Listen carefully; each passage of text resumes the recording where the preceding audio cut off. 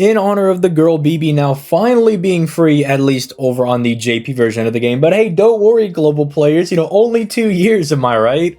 But I've decided that I would do a little bit of a video just shilling for BB because she is one of the more valuable servants, I think, in the game, just for the fact that she's the only single target moon cancer that we have, and I'm probably gonna have to eat my words on this in like the next year or two, but our only single target moon cancer for the longest time, because you have Kiara, who's an arts AoE, you have Archetype Earth, who's a buster AoE, you have Summer BB, who's a buster AoE, and then you have Janako, or the Great Stone Statue, who is an arts AoE. Funny enough, no quicks, regardless of them being single target or AoE, and BB, the free-to-play one, is our only single target. So she's super valuable if you need somebody to take out an Avenger, and would you look at that, Ordeal Call 2 is all about Avengers, so them bringing her back I don't think is a little bit of a coinky-dink.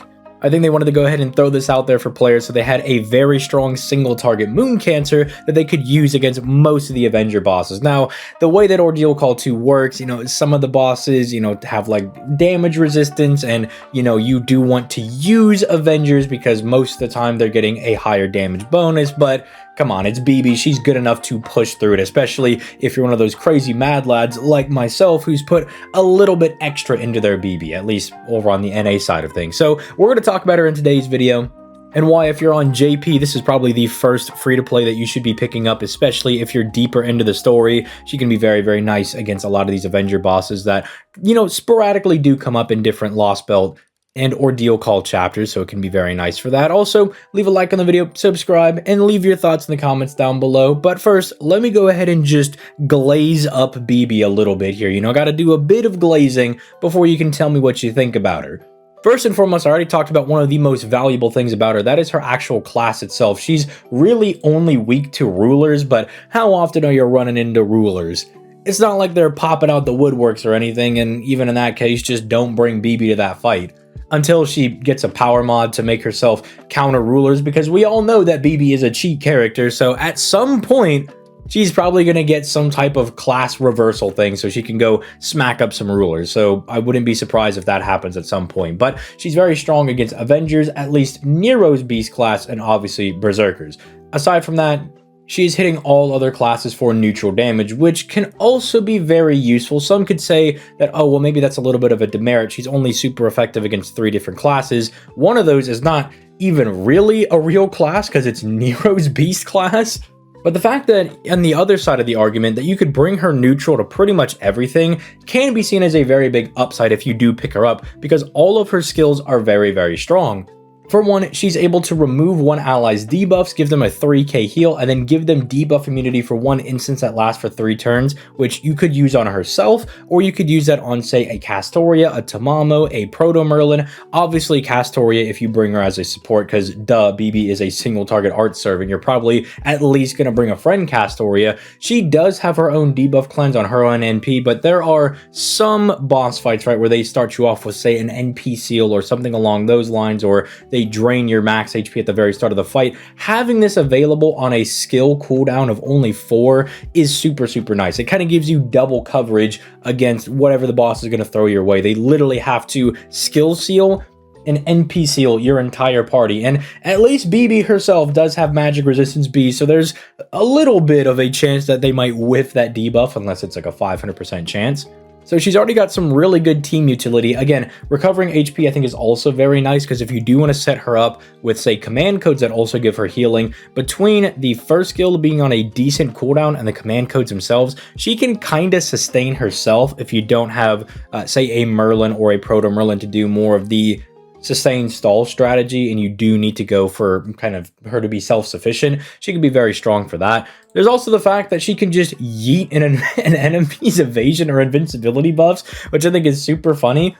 Because sure, it's not as good as just buff removing all of their things, but it's practically the best things to be removing. It's BB looking at the enemy and saying, no, you're gonna get hit with this giant needle, which, by the way, when are we getting that nurse outfit as an actual costume? Am I right, boys? But she does yeet that off of them and then tells them, you're about to get smacked with this big Hospital Needle, and then she's also just going to have a 100% chance to stun them for a turn. Now, do also keep in mind that 100% chance to stun an FGO is not a guaranteed stun, because it has to factor in the opposing enemies, you know, innate magic resistance, but at least BB does have item construction A to increase this debuff success rate by an additional 10%, so you do have a little more wiggle room than, say, like the average servant would. And again, that's also going to be something that's just always up because of her passive skill. It's not something you have to activate. So that is nice. You're probably going to stun them unless they're like one of those goddess core magic resistance servants that has 55.5% magic resistance. At that point, you might whiff it. But then again, because of item construction, you might get lucky and still hit it off. And then her third skill is where I think they really did go ahead and help BB. Now, a lot of people are going to know that I am absolutely flubing over this skill, because you guys know me, I am the extra attack guy. Because say it with me, it gens stars, NP, and does big boy damage, right? It's cool. I'm like the one guy who likes the extra attack. I think it's really sick.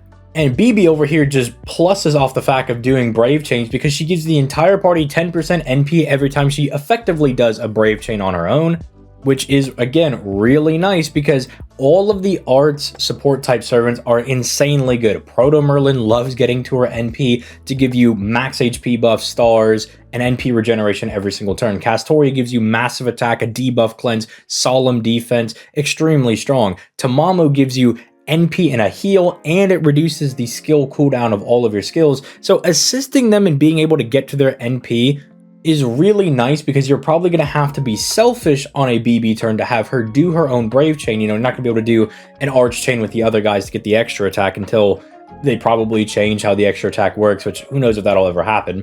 And so it's super nice because it still has your team kind of flowing and moving like a well-oiled machine, getting their NP back, especially in an Arts team, even when they're not really doing anything, even if BB's going to be a bit selfish and is just going to go for a Brave Chain by herself. But that's not all they added. They also gave her a 30% arts buff that's actually a 40% arts buff, because she has, again, a passive territory creation A that gives her 10% arts performance that adds into the 30% over here. So effectively, whenever the third skill is up, that 0.61% NP gain on those 3-hit arts cards is being massively buffed by that 40% arts buff. The damage on her NP is getting massively buffed as well. And then if that just wasn't enough, she also just has her same crit damage skill of 50% crit damage for 3 turns and giving herself pretty decent star weight for 3 turns as well, when her own natural star absorption's not, I don't want to say is good, but it's not as bad as, say, Jalter's natural star weight, I suppose.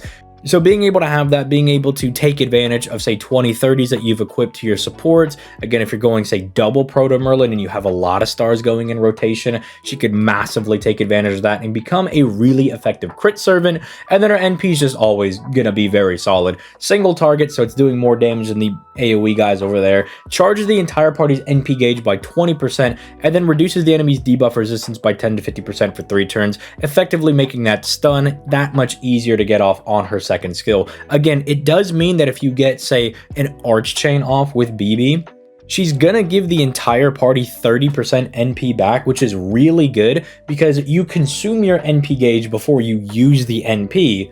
And so she'll drain herself back to 0, give herself 20% for firing her NP, and then at the end of the turn, she'll be at least 30% because of her third skill. She's just a really good servant in general. There's not a whole lot that I really dislike about BB, and it's why I will still bring her to type neutral fights over on NA, just because she's good. She doesn't really lack in any area. Sure, you could give her a power mod. You could give her own method of survivability, because she doesn't have a dodge. She doesn't have an invul. She doesn't have anything like that. But she has what I would consider the bare necessities of what you need to be a good single target DPS servant. I mean, we're talking team support and giving them NP, the ability to save an ally by giving them HP, immunity, and a debuff cleanse. A full debuff cleanse, by the way, not this kind of wimpy debuff cleanse that some of the more recent servants have, where they're like, oh, I'll remove the latest debuff that you have. It's like, nah, BB's too good for that. We're just gonna fully cleanse everything that you're doing. And even her passives, as we kind of detailed going over this video, all of them are very, very strong. So if you are on JP, look, I understand it. There's a lot of really good options. You know, Kentucky Riders in there. You've got Kagetora, who just got buffed. But also do not forget to grab yourself BB, because for one, anytime you fight a Avenger boss, she's going to make your life way easier. She's just going to absolutely, utterly annihilate them. But then even going into some type neutral fights, her kit is always just going to be generally good into most encounters because of how flexible and generic it is. So don't forget to go grab your BB. She's very, very strong. If you're on the NA version and you're like, hey, that third skill buff sounded really good, when are we going to be getting that? And thankfully, it's not that far out. We're going to be getting that during the Holy Grail Front Moonsault Operation, or basically the BB Holy Grail Front, right? Essentially, during that event, we'll be getting a buff to not only the normal BB, but also the Summer BB as well. So that will make a servant that was already pretty good that much better. But if you enjoyed the video, let me know in the comments down below. Maybe you think I'm glazing up BB a little bit too hard. I don't think I am. I think she's a phenomenal free-to-play servant, but you can let me know if you think I'm a big capper or something in the comments down below. Also, would like to go ahead and give a shout out to all of the Patreons. The boy Vadi, Zernatory, Trinity, Silent, Genix, they help me out more than they know. And if you would also like to be a patron and get some shout outs at the end of the videos, and also maybe some bonus content over on the Patreon, that's going to be linked down in the description down below. But with that being said, I'm going to go ahead and get out of here. You guys have yourselves a nice day, and I'll catch you guys on the flippity floppity.